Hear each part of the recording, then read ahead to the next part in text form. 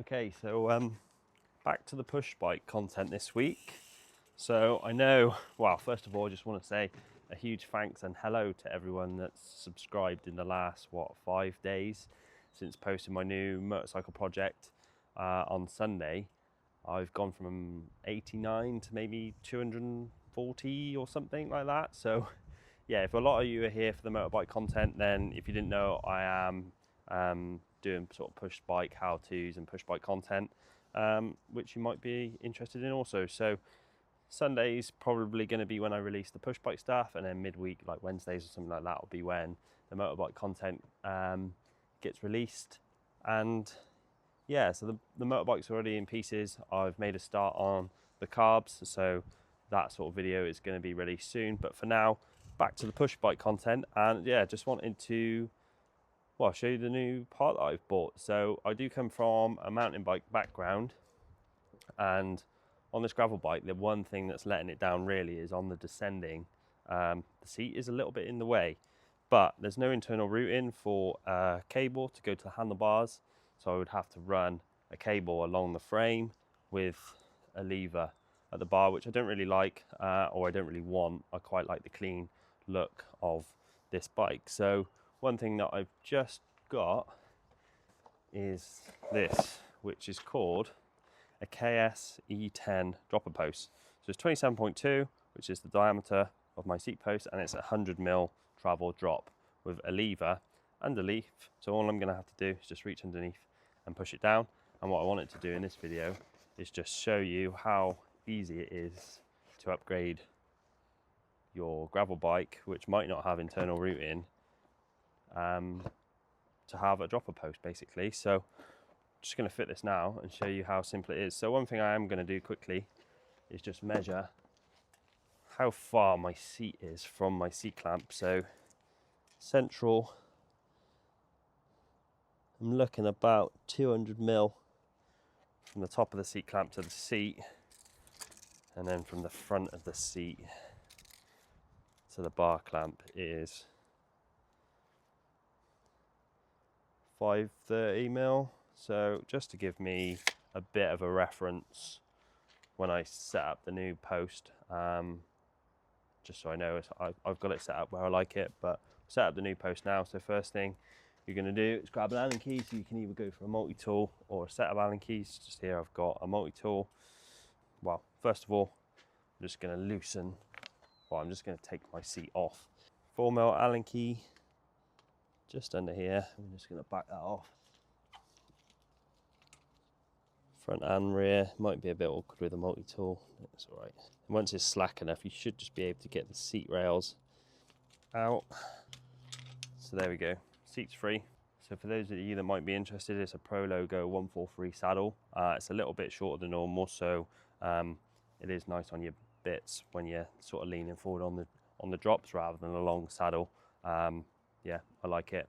Pro Logo 143, would recommend. So we'll just put that out of the way for now. 5mm on the seat clamp, loosen that off. Old post out. And we'll just park the bike for now. And we'll just pull out the new dropper post. So what you get in the box, probably not a lot other than the seat post. I don't think it's a particularly high-end seat post, because most high-end bikes would have like internal routing, things like that. So yeah, it is quite a basic clamp design, like it's just got one single bolt here, but the method is that you would, he says, yeah, it does work, cool. So don't forget to grease your seat post, which I will do at another point, but just for the sake of the video. Seat post in, we'll just nip that up for now. So we just snip up the seat clamp, get my seat, hook it into the rails. And on this bike, it's just one single 6mm. It's quite tight. I think there's probably a bit of Loctite on that thread, but it's coming through. One thing you can do as well, if you're fussy, is measure the angle of your post with like your phone or something like that. But I just tend to have mine just tipped forward just a little bit, I'm sure you're probably going to want to adjust it as and when you go. Get that up nice and tight, and then you can refer back to your notes on how far you want the seat in terms of height and also length from your saddle. And then just from a simple putting in your post, putting in your seat, I've now got a dropper post. So when I'm going on the descents, I can just do that quickly as I'm cycling, and it's the saddle's out the way. As I get to the bottom and I want to go up the hill, got a dropper. So I think that's a game changer really for gravel rides if you're into descending. Obviously if you're just doing like cross-country stuff, you might not find it's an issue, but I do come from like a downhill mountain bike background, so I do like the seat out of the way, and it just means going on a descent, the stand over is much better. So descent, climb, and that is it, done. I think it's less than £100 for the seat, and yeah, game changer I think. So yeah, if you like that video, please give me a thumbs up and subscribe to the channel. Hopefully it's not putting off the people that have subscribed to the motorbike content. That is definitely coming, but I am a bicycle mechanic as well as like a part-time motorcycle fettler.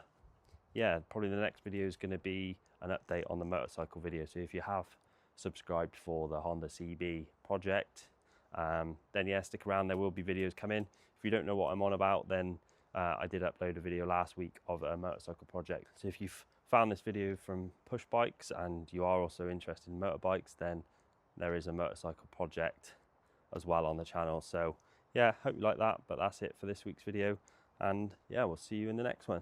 Thank you.